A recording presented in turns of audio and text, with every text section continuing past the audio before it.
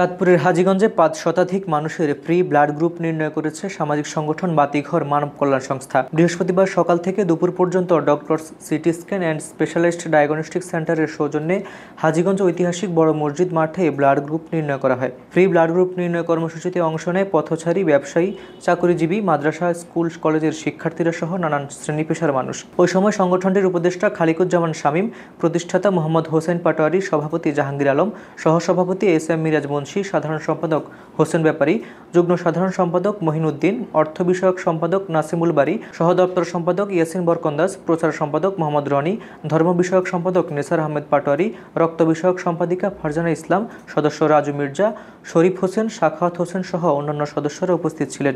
এর আগে সংগঠনটির উদ্যোগে জেলার বিভিন্ন স্থানে সেলাই মেশিন, হুইল চেয়ার, বন্যার্তদের মাঝে খাবার বিতরণ সহ সামাজিক কাজে অবদান রাখছেন। হাবিবুর রহমান নিশান, খবর সংযোগ।